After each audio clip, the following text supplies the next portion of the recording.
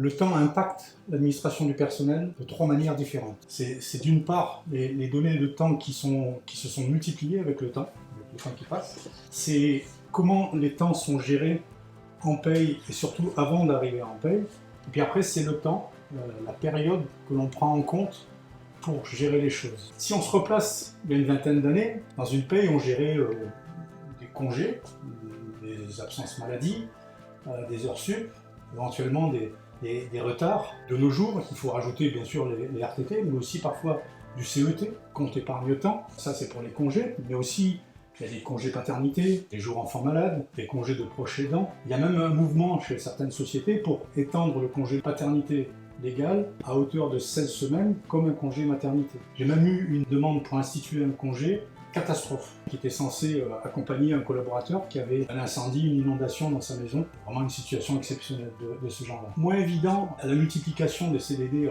et l'extension à tous les secteurs fait que quelque part, on peut plus facilement avoir son temps propre et démarrer un contrat en milieu de mois et finir même avant la fin du mois à ce moment-là. Schématiquement, si le contrat de travail a longtemps été basé sur le paiement ou la déduction de temps, la relation employé-employeur actuelle est aussi impactée par un certain nombre de nouveaux droits qui sont en valeur temps, pas nécessairement en argent sonnant et trébuchant.